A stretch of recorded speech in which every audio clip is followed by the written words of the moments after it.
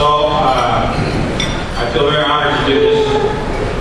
It is wonderful to be back at this wonderful school that is really a huge part of my own self and my life and my psyche and my spirituality. I am going to share a dirty little secret, though, about introductions at events like this, which is that sometimes the speakers write them. That's not the case with this one, and I don't think it was with any of the others during the Institute. But I am going to begin by letting Professor Ruse speak for himself a bit here at the beginning. So he has written, I think of myself as an agnostic on deities and ultimate meanings and that sort of thing. With respect to the main claims of Christianity, loving God, fallen nature, Jesus, and atonement, and salvation, I'm pretty atheistic. As it happens, I prefer the term skeptic to describe my position rather than agnostic, because so often the latter means not really interested. And I am very interested. Like Thomas Henry Huxley, I'm deeply religious in a total absence of theology. Although I'm not a believer, I do not think that all believers are evil or stupid. And I do not think that science and religion have to clash. Of course, some science and religion clashes. That is the whole point of Darwinism, creationism debate. The matter is whether all science and religion clash, something that I deny strongly. All right, this is my part. In a world, in a time in history, and in our country that seems obsessed with the need to delineate everything exactly as black or white, all good or all bad, liberal or conservative, atheist or literal interpreter of the Bible, a time where seeing value in an opponent's position is seen as weakness. The cry is selling out. Michael Ruse has laid claim to a middle ground. A ground not of unclear position or weak conviction, nor a ground of avoiding conflict or hard questions, but a ground where one admits there can be value in an opponent's point of view, no matter how vehemently one disagrees with the content of that point of view.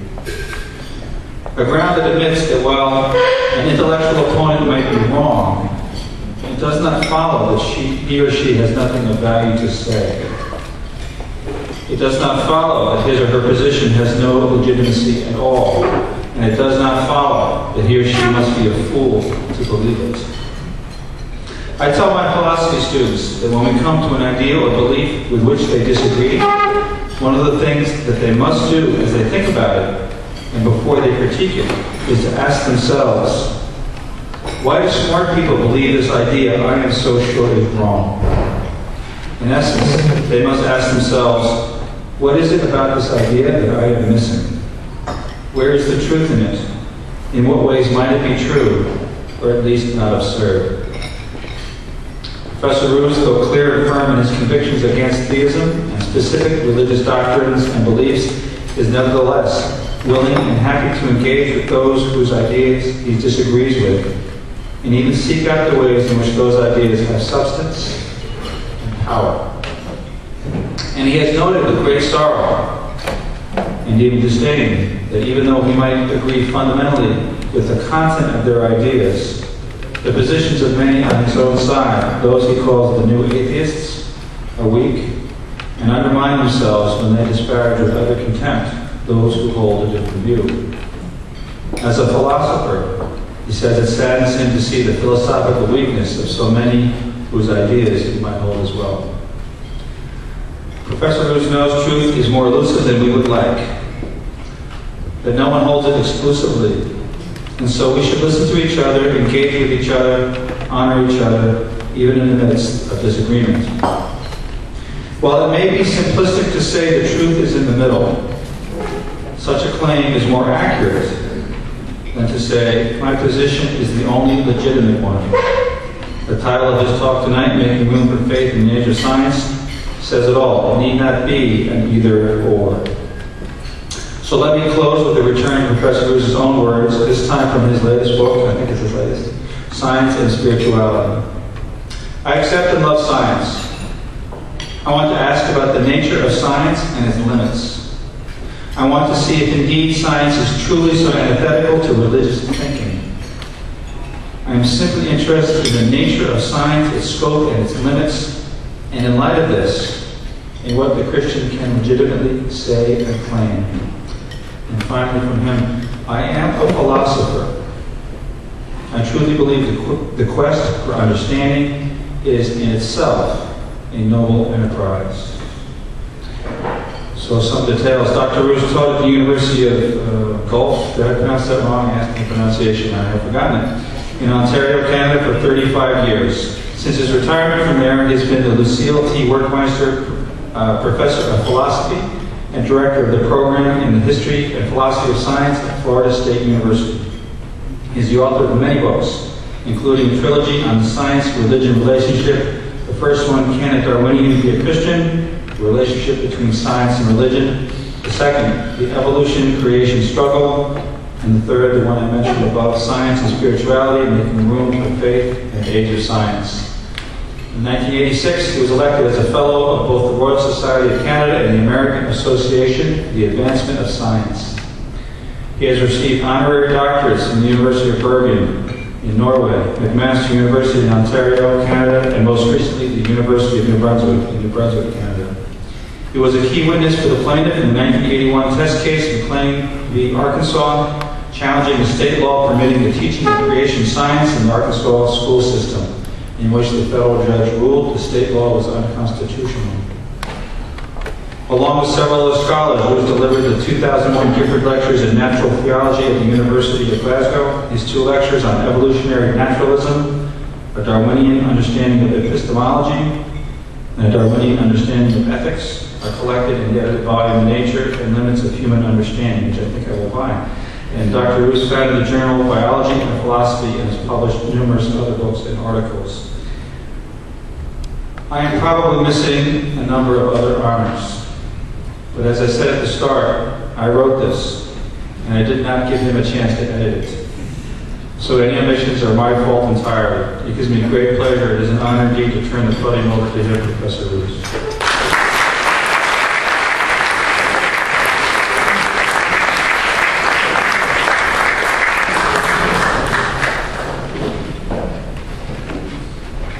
I always like to move around, so I'm going to try. Now, does this thing turn on?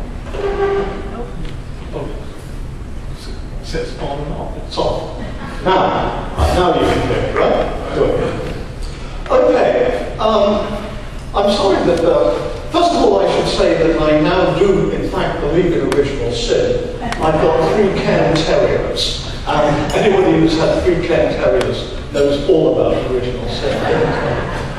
The second thing is I'm rather sorry that Jack Hort has left. Yesterday he described himself in rather glowing terms as a theologian and then had a few rather rude remarks to make about philosophers. I want to return the compliment. My favourite definition of a philosopher is of a blind man in a dark room looking for a black hat which isn't really there. A theologian is a man who finds it.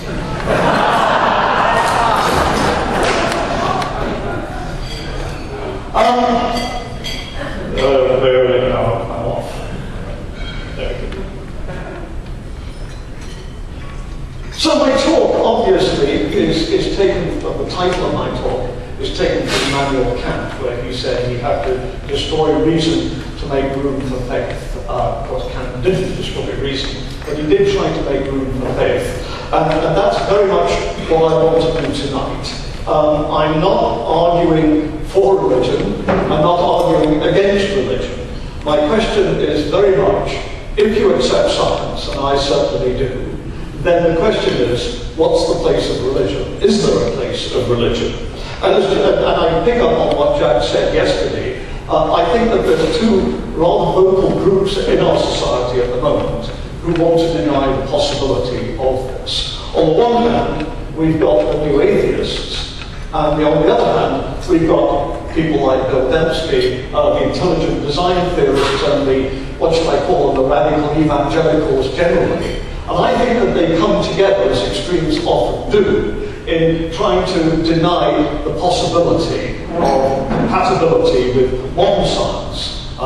That's the kind of science that somebody like Ken Miller practices, and Christianity. And they want to say, if you hold to the one, then you can't hold to the other, and you must make a decision one way or the other. And on one hand, for instance, we've got, as I said, we've got the new atheists, for instance, looking at them there in the centre. Yes, I do. That's Jack Bezos, the founder of Amazon.com. That, of course, is the notorious Richard Dawkins over there, and looking rather like a minor prophet, a very minor prophet, is Dan Dennett, the well-known philosopher at Tufts. And, of course, their position is very much that if you hold to science, and they do, then the God delusion just about tells everything. You can't genuinely be a religious believer. And I'm talking now about Christianity, but of course they would extend it more broadly. On the other hand, we've got what I'll call the evangelical right. And of course, here's Bill Dembski, who spoke to us earlier today. And this is Philip Johnson, the sort of eminence Ruse of the intelligent design movement. And basically, they want to argue that modern science, at least as they say, is understood by people like Ken Miller, is untenable. We've got to replace it with something else, but until we do, there's going to be this incompatibility with religion, particularly religion, of course, which insists on miraculous occurrences. And of course, intelligent design theory, for everything that Bill would say, is intended to insert miracles into the course of nature. And so, as I say, I think we've got these two extremes who stand back to back on this very issue about the possibility of science and religion at some level being compatible, or at least being able to live together. Now, the question I want to ask is there a middle way? Is there a way that we can go down the middle and hold at least to some compromise sort of position? Now, I think we have to agree, and I'm not going to argue this tonight, I think we have to agree that modern science cannot be reconciled with biblical literalism. You cannot reconcile the science of today, the science that's done at Brown and Harvard and Providence and everywhere else, with a 6,000 years of creation, miraculous creations, Noah's flood, and all of that sort of thing. It just isn't not. There was not a universal flood 5,500 years ago. At least this is if you hold to modern geology. However, I would say, and I don't think I'm saying anything at all controversial here, biblical literalism, certainly American biblical literalism, is an idiosyncratic form of 19th century American evangelical thought. It was something which developed at the beginning of the 19th century, very much to replace the sort of the structure and everything that one had under the British. And then after the Revolution, of course, all the major signatories to the Declaration of Independence, these people were all deists. They were not evangelicals. They were very questionable about whether many of them were Christians. But what people found very rapidly was that deism was simply not an adequate ideology on which to found a nation. One needed something much stronger, as it were. And the preachers very much stepped into doing this job. And what we got in the first half of the 19th century was this development of, as I say, this idiosyncratic form of American evangelical religion, which was literalistic. Because nothing is ever literalistic. I mean, when people talk, when you ask any evangelical about the whore of Babylon, they don't think the whore of Babylon was a woman. By and large, they think it's the Catholic Church, or if not the Catholic Church, then it's the Pope, or it's somebody farther out. And I suspect a lot of them at the moment are thinking maybe some of the Mormons might have been the whore of Babylon. But the point I'm making is biblical literalism is never biblical literalism. It's always biblical literalism as filtered through a particular cultural perspective. And that's what we've got very much today. So what I want to say is biblical literalism is certainly not traditional Christianity. When biblical literalists say to me, well, we're traditional Christians, I say, well, you may be Christians, but you're certainly not traditional Christians. Because traditional Christians, at least back to the time of St. Augustine, 400 AD, have had all sorts of things in place to deal with modern science. And St. Augustine was the guy who said, look, the Bible was not written for sophisticated Romans like us. It was written for nomadic people who were illiterate. If God had talked to them in terms of science and philosophy, they wouldn't have known what we were talking about. And it doesn't mean to say that we've got to be constrained in the same way. And that's what I want to, the message I want to take here. So what I want to argue for is the possibility of some kind of reconciliation at some level, or at least a mutual respect, let's use that phrase, between what I call traditional Christianity, and I'll spell it out a little more in a few moments, and also with modern science. So first though, I want to talk about science and a little bit about the history of science. It's going to be very quick, but one thing I do want to assure you is that I'm not going to be giving you some kind of special, or as the word I've already used, idiosyncratic view of philosophy of science or of the history of science, because that would rather defeat my purpose. If I said, well, I've got a new philosophy and I think we can do it, well, I might be able to do it, but I think my conclusions would be much weaker. What I want to do is start with what people like me teach their students as basic stuff, and say, this is what we think about science. Now, in the light of that, what can one say about the relationship with religion? Okay, well, so what do we think about science? Well, let me pick out two of the major thinkers about science in the last half-century. One was the Austrian-born British philosopher Sir Karl Popper. And he was very much given, and I think properly so, to emphasizing the objectivity, the disinterested rationality of science. And Popper said, science exhibits certain values that we respect, and that somehow this gives science a level of objectivity and rationality which makes it worthy of respect. But scientists try to have theories which cohere. In other words, they don't want to say one thing here and another thing there and have the two clash. One of the things that scientists, Ken came up with a new genetic theory. The first thing that his colleagues are going to say is, but Ken, this violates the DNA model. And Ken says, well, I don't care. And they're going to say to him, but we do. So science tries to cohere, at the same time, it tries to be consistent. You don't want great big contradictions in science. One of the things, and Ken talked about this a great deal this morning, science tries to be predictive. It doesn't just tell you how things are, but it tries to give you predictions about what you should expect. Remember this morning Ken was saying we would expect certain kinds of transitional fossils, and people like Neil Shubin then went up to the Canadian Arctic and dug around and they said, gosh, we found exactly what we predicted. And that, of course, Ken takes, I think rightly, as a good mark of science. Fertility. Good science doesn't just polish what it's got.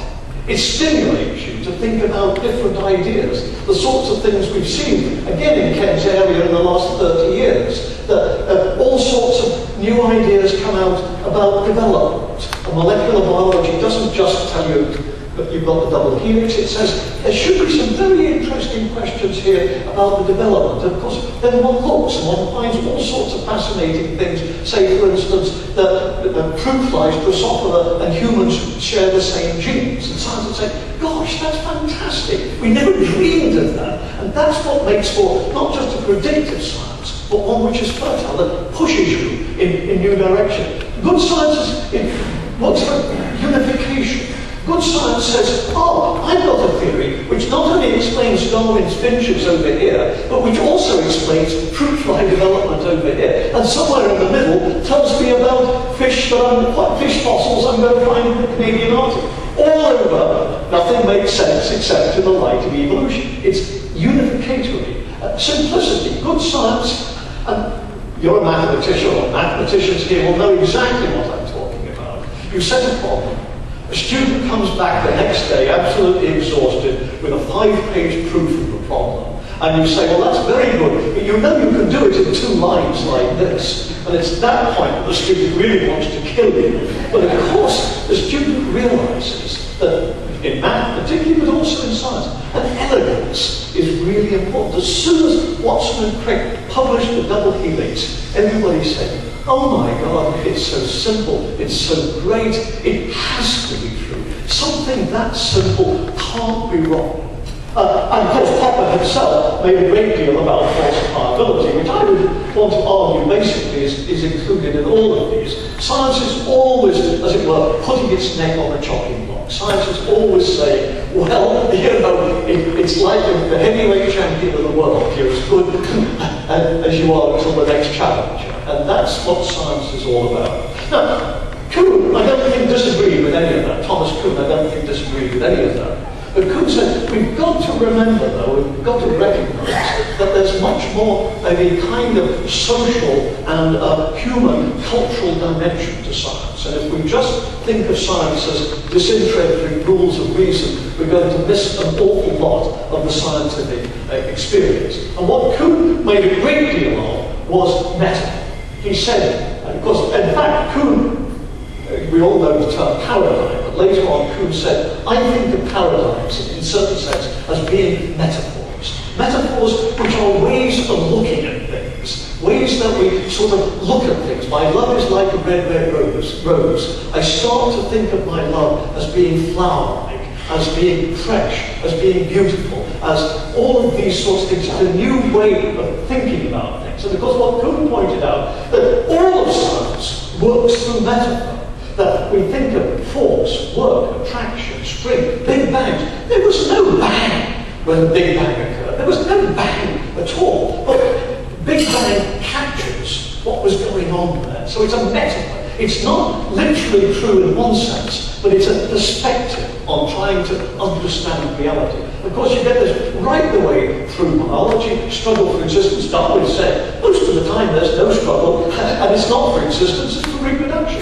The division of labour, genetic code. Think of the genetic code. As soon as the double helix was on the table, they said, obviously this tells us some very interesting things about the way that information is stored. By the end of the decade, the genetic code had been cracked. There was no code, there were no code writers. This was not Bletchley Park in the Second World War. But thinking of it as a code meant that people could go at it as if it were a code, and it gave you a whole new perspective on things. And of course, elsewhere, continental plates, Oedipus complex, game theory, flowchart. Science, Kuhn stressed, he was not denying what Popper said, but he said you've got to recognise this other dimension to science, this deeply metaphorical side. It's this part that I want to focus on a little bit now, as I do, having given you a very, very quick potted philosophy of science, I'm now going to give you an even quicker potted history of science. Because what I want to say is the history of Western science represents the triumph of one basic metaphor, what in trade is known as a root metaphor. One is the triumph or the replacement of one basic root metaphor by another. And I think that that's what we see in the history of science. The first metaphor, it wasn't only due to Aristotle, but it was very much all the way through Aristotle's thinking, his thinking in the physics, particularly, because remember Aristotle was a great biologist, his thinking in the parts of animals and elsewhere, was thinking of the world in organic terms, the world as an organism. In fact, I don't think Aristotle actually thought the world itself was an organism. Plato did in the Timaeus. I don't think that Aristotle did, but he certainly thought of the world as organic. And those of you who remember your philosophy will remember that Aristotle had 4 causes, and the final one was final causes. He said, we've not only got to ask how things work, how things came into being, but what are they for? So in other words, trying to understand the eye, Aristotle would say, yes, we've got to understand developmental biology. Yes, absolutely. I mean, he would totally endorse the kind of work that somebody like Ken Miller is doing. He would love it. He would say, this is tremendously important. We've got to see how these things are put together, how the genes work, how it's all put. But we've also got to ask, why do we have eyes? What's the point? What's the purpose? This is the organic metaphor. That you've always got to think in terms of purposes and ends. What I want to argue, and I'm not arguing, this is not as I say, use this word one more time, I promise I won't use it again. This is not idiosyncratic. This is not me making it up. But what all of the historians of the scientific revolution, that great revolution which takes us from Copernicus to Newton in the 16th and 17th centuries, what this great revolution is all about is the replacement of one metaphor by another. And the person I would pick on as representative above all of this was the great French philosopher René Descartes. And basically what he said is the world should be seen as a machine. The world is machine-like. The world is like a clock. Now you might say yes, because the whole thing about machines is they have purposes. Clocks are there in order to tell the time. But very quickly, people like Francis Bacon and Descartes himself discovered that that's one part of the metaphor they wanted to drop. They wanted to drop that ends part of the metaphor. Francis Bacon said, final causes are like vestal virgins, beautiful but sterile.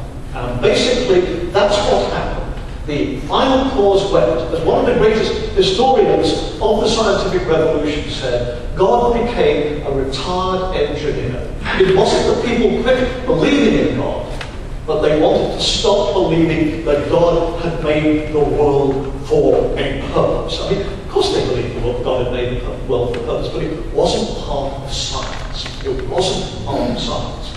But there was one major fly in the ointment, as Robert Boyle, the great chemist and philosopher, noted. It's all very well to treat the physical things as just mechanisms, just things working according to law without purpose, like Emmett Hall sorts of machines, just going on and on through the motions. But animals, organisms, seem only explicable in terms of final causes. And this was the point that Boyle made, and of course it's very much the point that Immanuel Kant made in the third critique, the Critique of Judgment. Kant said, we cannot think of organisms without thinking of them in terms of final causes. And very interestingly then, Kant said, but good science, real science, doesn't use final causes, therefore we're never going to have a Newton of the blade of grass. We're never going to have an adequate biology, because biology needs final causes, good science doesn't need final causes, therefore biology can never be top quality science like physics and chemistry. Well, 50 years later, young Chuck Darwin showed that he was completely wrong. And of course, again, thanks very much to Ken, his talk this morning. I don't have to go into great detail, but basically what Darwin showed is that you can in fact treat organisms like machines, and that you do not have to think of them as having ultimate purposes. I think Darwin still retained the language and all of these things, but basically Darwin's vision of organisms in his Origin of Species and in later works that he wrote was very much of plants and animals as machines. And in fact, if you read his little book that he wrote in 1863 on orchids, which is the first book he wrote of the Origin, absolutely fascinating, because Darwin is completely intrigued by what he calls contrivances for fertilization. And the whole book is one of clockwork, mechanisms, machines, springs, all of these sorts of things, as he's trying to show how orchids get fertilized. And basically he's saying it's all brought about by natural selection, but as Richard Dawkins has said, basically he would have said organisms are nothing but survival machines for genes to reproduce. Well, Darwin didn't know about genes, but that's basically the kind of position that he had. But of course there was still one unconquered area, namely brains. What about brains? I mean, surely everything, it's fine to treat everything as machines, but what about us? Particularly, what about us and what about our brains? Surely we've got freedom, we've got free will, somehow we stand outside the mechanistic system. And I think that one of the things that we've seen in the last 20, 30, 40 years is the way in which psychologists, or as they often like to call themselves now, cognitive scientists, have brought the brain very much into the mechanistic paradigm, a mechanistic metaphor. And basically, it's completely as thinking of the brain as a computer. As somebody said, the brain is a computer made out of meat. And basically, if you read any introductory text to cognitive science, that's what they're going to say on page 1. They're going to say, our position is that the brain is a computer. Now, let's take it from there. There's a lot to unpack there. What kind of computer? How do computers work? Is it always profitable to push the metaphor here or not? But basically, that's the position that we take. That's where we start. The brain is a computer. Now, where do we go from here? And so what I want to say is that the history of science, the history of Western science, shows this triumph of the mechanistic metaphor. I mean, there are all sorts of things I could elaborate on about quantum mechanics, for instance, but you can see it again and again and again. Plate tectonics. I mean, plate tectonics treats the Earth as if it were a welcoming engine, the kind of engine that people like Watt and others developed in the 18th century. The steam, and it pushes it up, and it goes round and round and round, just like the steam machines of the 18th century. So what I want to say then is that metaphor is important, not just important, absolutely crucial to science, and that the dominant metaphor of modern science, the dominant in the sense of the root metaphor of modern science, is the world is a machine. And that's the point then that I now want to turn to more philosophical and theological questions. What I want to say is thinking of the world as a machine leads to questions which are not answered because they're not asked. What I want to say is that when you use metaphors, and again I'm not saying anything that's not impossible, not saying anything that's not included. When you use a metaphor, it focuses you on certain aspects. But it does this, another metaphor, by putting blinkers on. My love is like a red, red rose. I mean, that's an analogy, not a metaphor. To say my love is a red, red rose. What am I doing? I'm focusing on her freshness. I'm focusing on her beauty. I'm focusing on somehow its life at some level which is so attractive. All of these, I might be joking a bit. I might be saying my love is a little bit prickly. Certainly when I say that to my wife, that's certainly true. But what I'm not doing is I'm not talking about my wife's or my love's mathematical abilities. I'm not talking about her religious affiliations. My wife, my love might be, you see how well trained I am. My wife is my love, is my love, is my wife. And my God, you know, she's probably got a camera up there watching. Or if she hasn't, God has, and you're going to tell her. But the point I'm making is I say my love is a red, red rose. She could be good at math. She could be awful at math. She could be a Catholic, she could be a Quaker, she could even be a new atheist, although they're also stern and miserable. I'm not sure that they appreciate that sort of thing. But anyhow, the point is, I'm just not talking about that. It's not that I'm denying it's a meaningful question. Of course I'm not. I'm just not talking about that. You know, you can only talk about so many things at one time. I'm not talking about that. And what I want to say is, if you think of the world as being a machine, then there are certain questions you're just not talking about. And 4 of these, I want to say, are the following. Why is there something rather than nothing? What is the foundation of morality? What is sentience? And what's the point of it all? And I want to say, in my book, I have more discussion of this. I don't want to say these are the only 4. Maybe free will is an issue that could be discussed. And I'm not even saying that these 4 will always remain inviolate. So I'm not saying that, but I want to say, at least as I understand modern science at the moment, these are 4 pretty basic questions that modern science not only doesn't answer, but doesn't even ask. And that's the important point I want to make. Why is there something rather than nothing?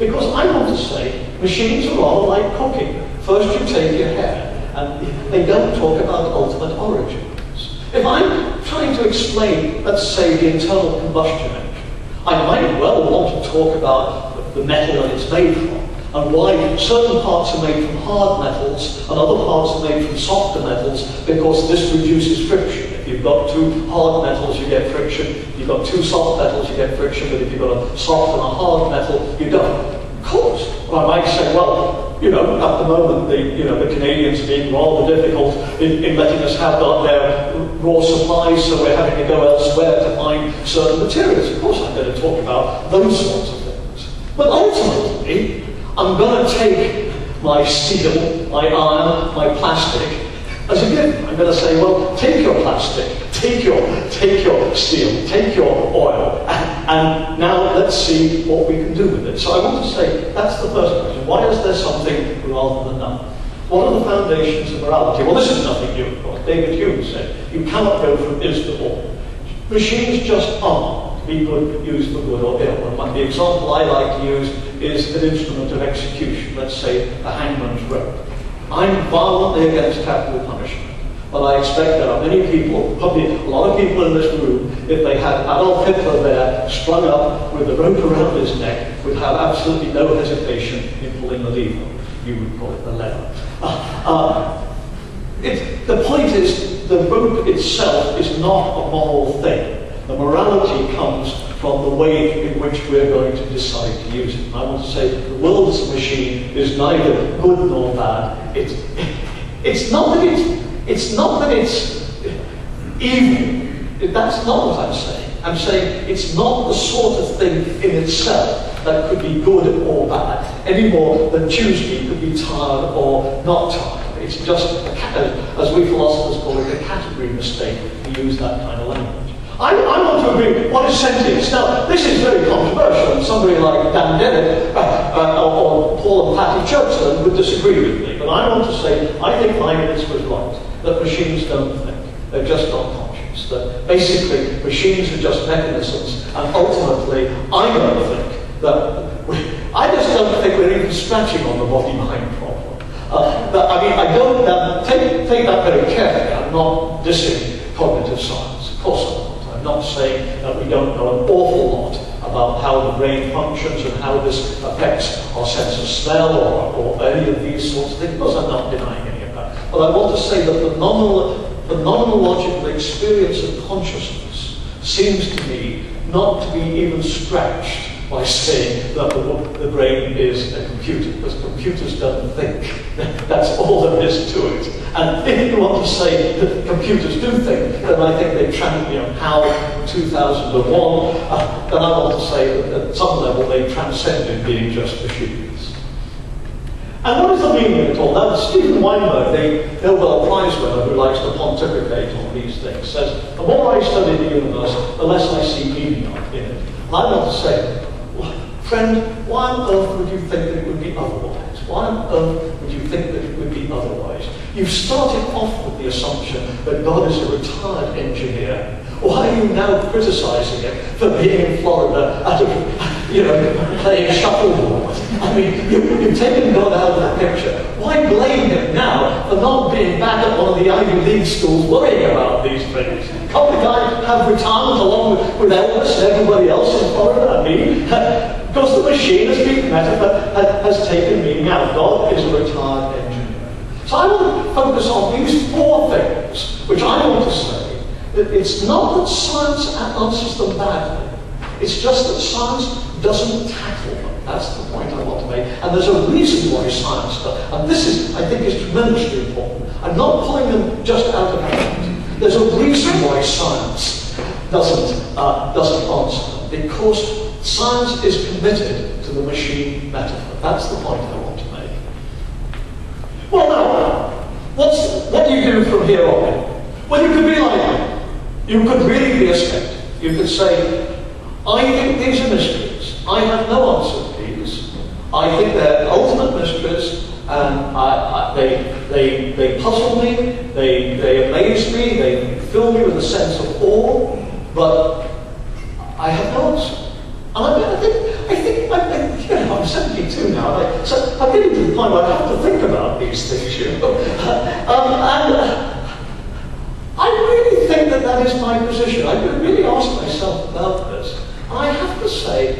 I'm not an atheist in that sense. I'm really not an atheist in thinking that when I die I rot. I think that's quite possible. But I really am a skeptic in the sense of I just don't know. These seem to be questions that I can't answer, but there may be answers. And of course, I back this up by saying I'm a middle-range primate who's got adaptations to getting out of the jungle and surviving on the plains. So why should I have the ability to answer all the questions? I mean, evolutionary biology tells me that there's no reason to expect that I'm going to get the ultimate truth. So all I can say is, for me, the world, as J.B.S. Haldane said, the world may be a far, far stranger place than my philosophy or dreams let me think about. And that's basically my position.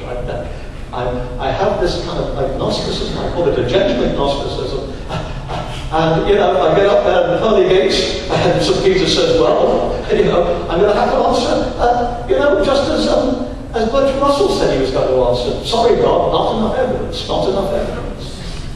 Well, what about Christianity? What about Christianity? And I choose Christianity because I see Western science has developed very much in symbiote. I'm one of these people who sees Western science very much developing in symbiotic relationship with Christianity. I don't think that these are two separate things. I'm not saying that Western science just grew out of Christianity, but certainly my work on Darwinism has taught me that tremendous amounts of Darwinism are due to Christianity. And I always say that in the half-light, listening to Darwinians, every now and then I say, oh my God, you sound just like your father, St. Augustine, or something like that. I don't appreciate that.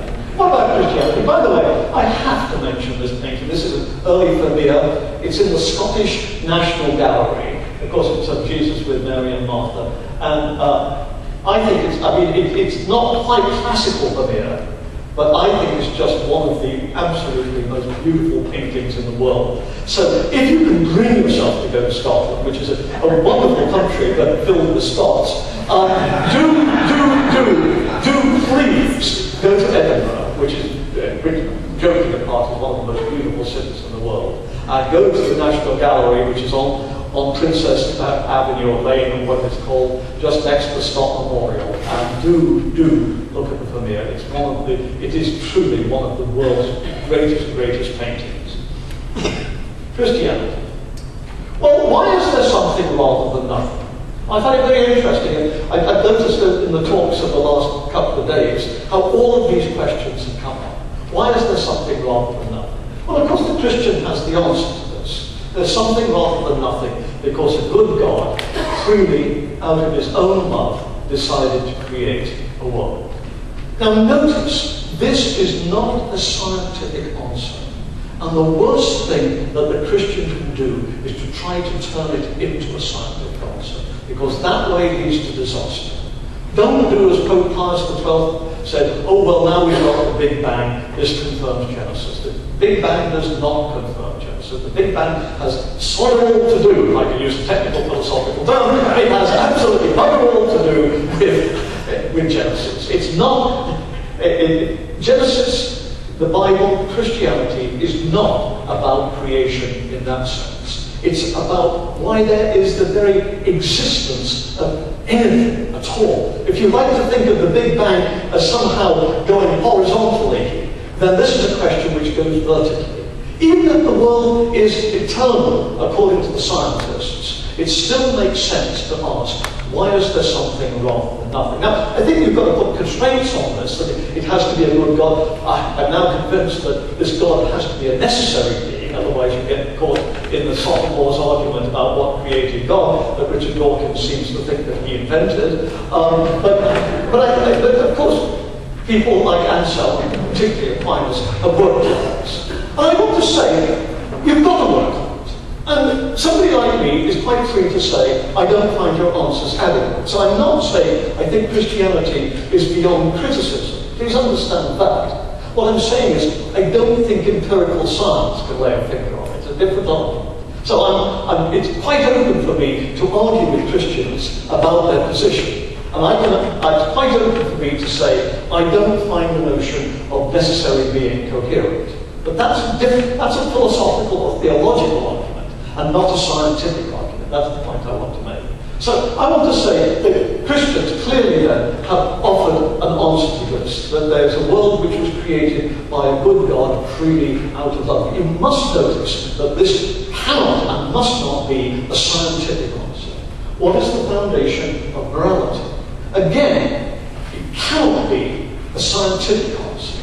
You cannot just simply, if you want to say, oh well, you know, it was all done by evolution or something like that, well, I happen to think that it was, but that doesn't explain the truth of morality in that sort of way. Now, I want to say it's open for the Christian to offer their answer, that Christianity, morality is in some sense abiding with the will of God. I mean, it's going to be more sophisticated than that, otherwise you run into the Euthyphro problem. Does God do that which is good because it's good, or is that which is good because God made it so? And would it be okay to, you know, mark up Bible books and not return them on time if God said that that's what's okay? Now, obviously, you've got to be much more sophisticated than that. But the point I'm making is that if the Christian wants to say, I think that somehow morality is rooted in the basis of what God wants of us, that's legitimate for the Christian to offer that, in the sense that it's not a scientific answer,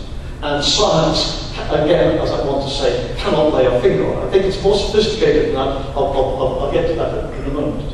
What is sentience? What is sentience? What is... again, you cannot offer a scientific argument. But if you want to say sentience is that which makes us in the image of God, which of course is the Augustinian answer, then I think it's perfectly legitimate for you to say so. Sentience is that which makes us aware, which makes us rational, which gives us a sense of right and wrong. And in that sense, that's what it means to be made in the image of God. And that's the Christian answer to what is sentience. Again, it's not a cognitive science answer. You've got to understand that. But I think it's perfectly legitimate for the Christian to answer that. And what is the point of it all? You know, where are we going? Some of us obviously are not headed for heaven. But again, as I say, science has taken itself out of that argument. And there's no reasons why science has taken itself out of that argument. Science wants to get on with doing science. And Bacon was right. Asking about final causes doesn't get you anywhere. Descartes pointed this out at great length. Think of the world as a machine bound by laws, just grinding on and on and on, and discover its nature. And stick to your lost. Stick to your lost. So, I think again, it's perfectly open for the Christian to offer answers like, well, I think that the point of it all is that this is a time of moral trial, which has made possible our eternal salvation through the death of Christ on the cross, and all of these sorts of things. Again, I think it's perfectly legitimate, say, for a theologian, say, to criticize this, for somebody to say, well, the way I read the Gospels, I just don't think that Jesus was making those claims. I mean, that's a theological argument. It's perfectly open for me to make claims like, well, I want to know in what sense would personal identity persist from here to, after the day of resurrection. If Michael Ruse comes back after the day of resurrection and thinks he's Michael Ruse, is he still Michael Ruse? I mean, I think all of those are perfectly legitimate questions which can and should be asked. But they're not scientific questions, they're philosophical. So this is what I want to say then, basically. But I also want to say, and I feel very strongly about this, and perhaps this is the Protestant in me, is that with St. Paul, I think we see through a glass darkly. Dan Dennett, in Darwin's Dangerous Idea, makes great fun of this. He makes great fun of the appeal to mystery and irrational paradox in Christianity. And he says, this is just BS, because by and large, completely, we've got a surgeon, and the surgeon says, well, I'm going to appeal to mystery now. We don't want that surgeon. He says, you can't do this sort of thing as a rational person. And this goes back very much to the sort of position that I was taking earlier. And I want to say that I think that there's no good biological reason why we should understand everything. And so I fully expect, as an evolved middle-aged mammal, a very good one I think, but as an evolved middle-aged mammal, that there are going to be questions which are going to be mysteries. Now, that doesn't mean to say you can just throw up your hands and say, well, it's a mystery. You know, what was it? You know, what was it that the warden said in the Shawshank Redemption when Andy goes missing? He says, it's a mystery. He's vanished like a fart in the wind. Well, I don't think that that's an appropriate theological response, even if you use nicer language. The point is, what I'm saying is, I think you've got an obligation to push it as far as you can. You can't give up trying to do things. That's it, to say, well, I just don't know about let's say, necessary existence. It's a mystery, and I'll just leave it at that. No, that's not good enough, folks. You can't do that. You've got to ask questions like, well, let's think of somewhere else where we might have necessary existence. Ah, yes, let's think about, say, something like mathematics. Every mathematician is a Platonist. They all believe that there's this dimension of reality that they are discovering rather than creating. Now, if you want to say that something like, let's say, Pythagoras' theorem exists necessarily somehow, is this necessary existence? Would it make sense to try to apply notions of necessary existence there over to the notion of God as a necessary existence? Or are the analogies just not strong enough? How do we understand mathematics? And I think those are the sorts of questions I'm saying. I'm offering you a program, not an answer, you understand? I'm not saying everything's finished. I think those are the sorts of things you've got to do. Again, if I say it's God's will, that we should do God's will, then what I want to say is, okay, now, why is it God's will? Well, of course, you Catholics, of course, have this wonderful theory, natural law theory, which I think goes a tremendously long way to answering this question. That God did not make the world randomly. He made organisms function. And what we ought to do is do that which is natural. And of course, a great deal of Christian morality is predicated. Yes, God wants us to do what he wants us to do, but what he wants us to do is not arbitrary. It's very much a function of the way that we've made each other. Now, the point I want to make here, and probably I'm going to skate on thin ice here, is that I see this as a program, not as an answer. And it's because it's a natural theory, because it's a natural law theory, it's going to rely very, very heavily on our understanding of nature. And once again, we're going to turn to people like Ken Miller and say, Ken, what do we understand, say, about human sexuality that St. Thomas Aquinas did not understand? What do we understand, let's say, about relationships, about, to take the very heated question of homosexuality?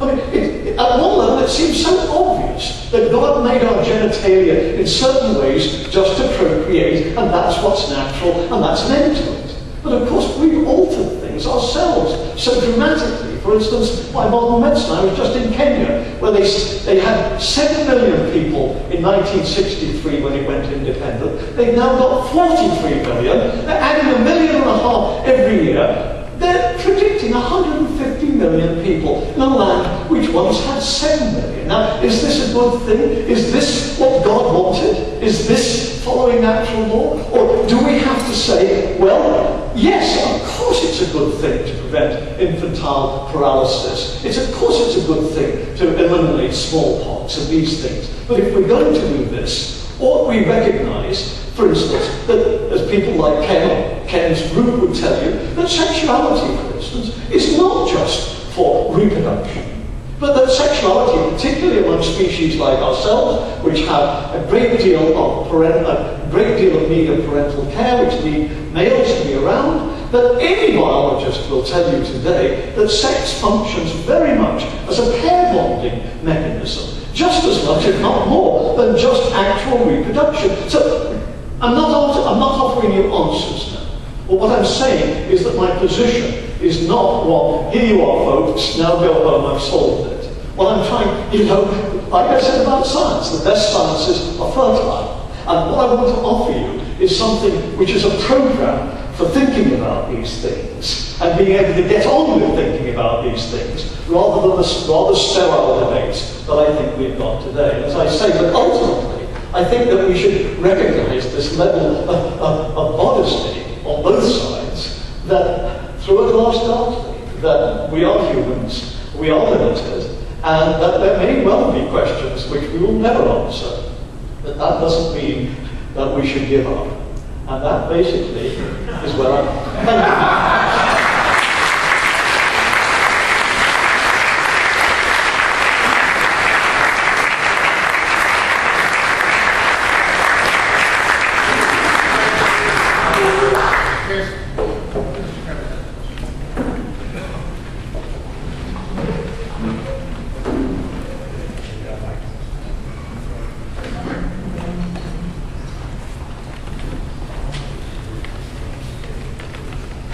Make sure to turn it on.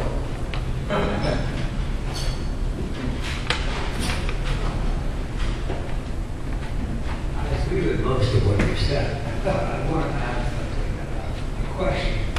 Why does religion seem to produce hate and science does not? Why did religion what? Produce hate. Muslims hate Jews, Christians have hated Jews for years. Muslims now hate Jews themselves, Jews hate Muslims.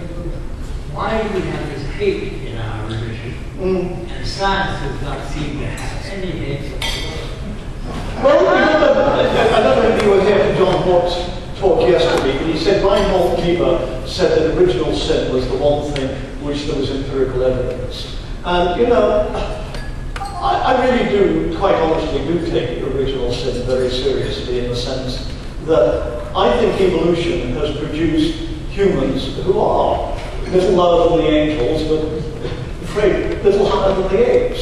I think that in many respects we are loving, caring, giving humans, but of course we are also selfish beings. And I think that what happens is we, if you like, we have the legacy of the Pleistocene, where we're told that our biggest threats were fellow humans, that we are very suspicious of people, you know, of strangers. I mean, I recognize this in myself. My wrestling with the Mormons. I grew up with Catholics. I've got no problem with Catholics. But Mormons give me the creeps. And I'm not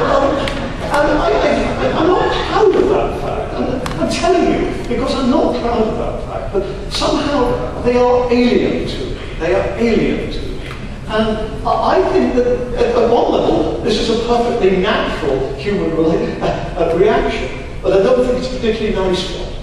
So my answer to you is, I think that evolution has produced animals like us, which are this you know, mixture of good and ill. And that, of course, is why I, for one, don't want to turn my back on Catholic theology, because I think that there has been so much, and all Protestant theology, but particularly Catholic theology, because I think that there's been so much careful thought put into issues like who are we, what are we, how do we work, that it can't be entirely irrelevant, even to me, who's a skeptic.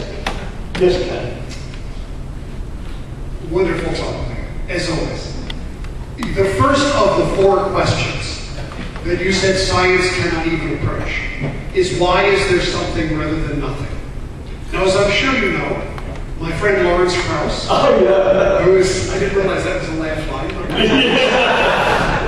who is a distinguished theoretical physicist and I think a great popularizer of science, has recently written a book, very recently, called A Universe from Nothing.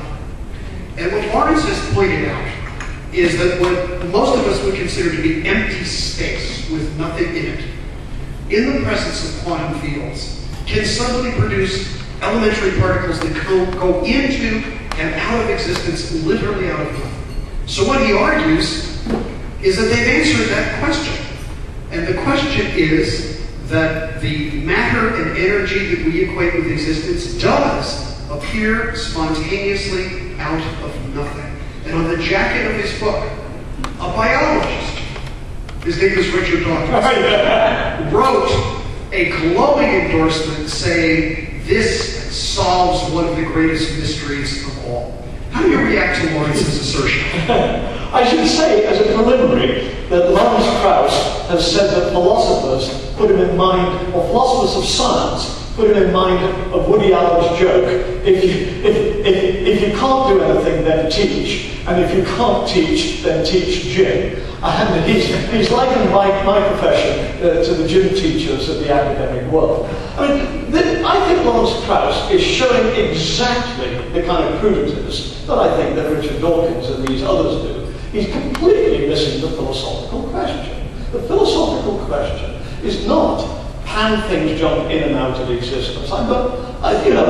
Scientifically, I'm not a physicist, but I've got no problems with that whatsoever. I mean, I think that that's, perfectly plausible. I want the physicists to work on it, to show, does it lead to interesting predictions? Does it explain things? Well, I've got no problem with that at all. But it doesn't seem to me, even to scratch on the ontological question, is why is there this whole system in the first place? Why is there empty space in the first place? Why is there empty space which is capable of becoming non-empty space in the first place? It's the philosophical, the ontological question. And one of you put up a slide, it might have been you this morning, was it by one of the popes, who, it may have been, I think it was actually Pope Benedict. You had a very quick story of Benedict, and the thing I noticed was that Benedict was making exactly the point I'm trying to make, that namely, he has no problem with evolution.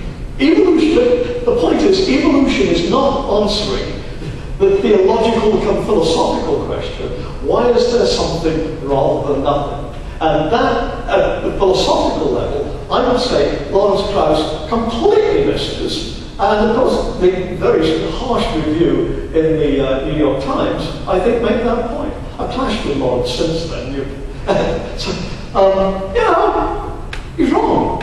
I'm not a gym teacher of the academic world. Are there some gym teachers here?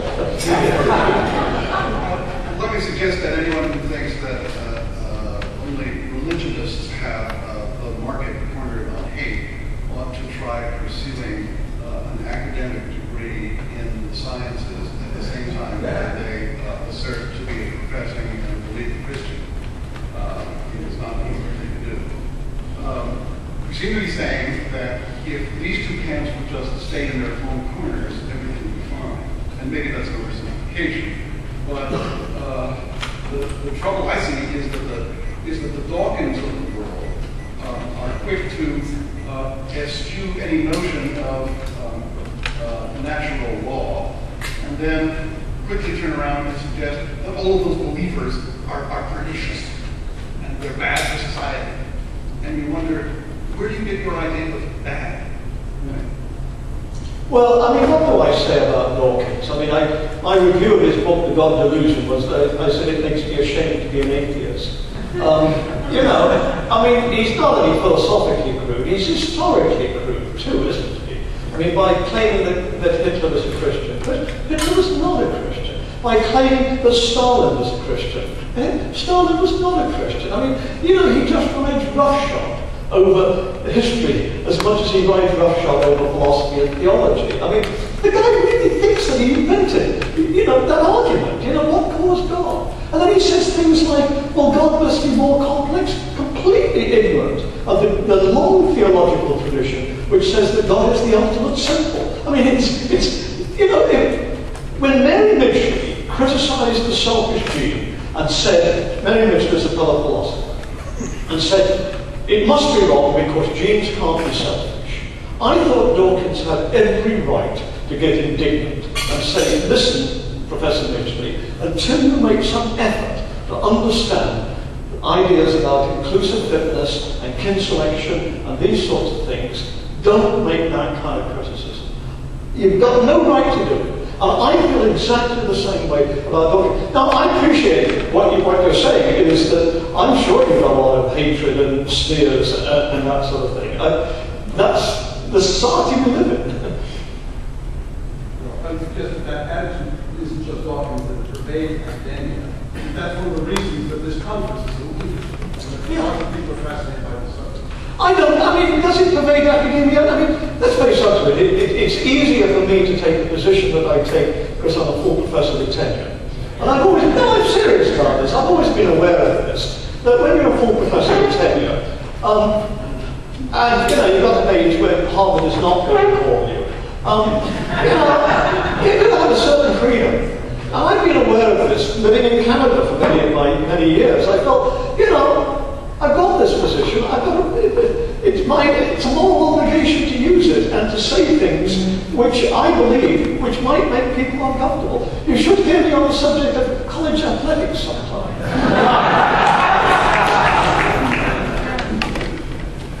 Yes. I think you have to have this doohickey, otherwise. There's a microphone back there. Yeah, my force grip's not working tonight, so you're going to have problems. Well, this gentleman wanted to ask a question. My question was good. On questions that you said that can't be answered by science, you've got an obligation to push it as far as you can. And I agree with that, but I'm wondering what you would say is the reason why you've got an obligation to do so. Why you've got an obligation? Okay, that's a good metaphysical ultimate question. And frankly, friend, if you want to play pushpin rather than poetry, that's up to you. I mean, really, truly. I mean, at some level, obligation, okay, you don't. I can say things like you've got an obligation as a human being. I think that's probably true. I think if you want to be a member of society who are dealing with these things, I think you've got an obligation. I think all of those sorts of things. But again, it's not something I want to push on everybody because I want to do it. My wife, for instance, is completely a-religious. My wife has absolutely no interest. I mean, she doesn't know the relationship between Abraham and Isaac and doesn't want to know. She said, oh, no, it's something about a ram, wasn't there, or something like that. I love my wife dealing it, and God forbid, the last thing I'm going to do is try and make my wife take up philosophical questions. It's bad enough that her favourite child has taken them up, not me. Suddenly philosophy has become respectable in our house. So the answer to your question is, inasmuch as you want to be the kind of human being that John Stuart Mill thought praiseworthy, then I think you should take them up. And I have to say, I agree with John Stuart Mill. Better the fool satisfied, better Socrates dissatisfied than the fool satisfied. And the fool thinks otherwise, it's only because the fool doesn't know any better. Now I'll take my question. I have a nuts and bolts question for you. Andy else to work on this one too. The brain as machine or brain as computer metaphor is deeply flawed. Simply because silicon circuits do not exhibit long-term potentiation. And we yet create a neural silicon-based computer that can do, pass a Turing test and do what a brain can do. So I would like to hear from your golden lips why that metaphor is flawed.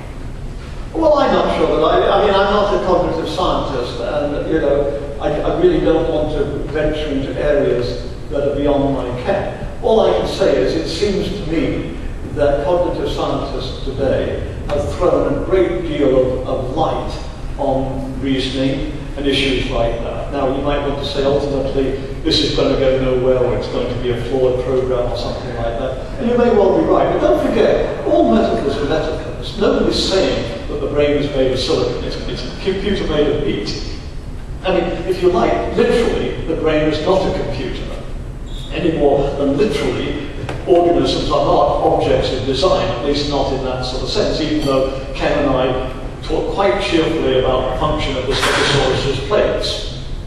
So they're metaphors. And all I wanted to say was, what we've got today is, if you want to say it's not a triumph, but let's for purposes of argument, say we've got the triumph of the computer metaphor going flat out. And this, I think, sort of completes my historical story, which, as I admitted, was very quick and rather truncated. Namely, that the machine metaphor has conquered science. And not just conquered science for very good reasons. I mean, I'm a mechanist. This is not an anti-mechanism talk. And the mechanism is a terrific philosophy of inquiry. So I'm all in favour of organisms as machines. So I'm a Cartesian right down the line on that. The question is, does it give you every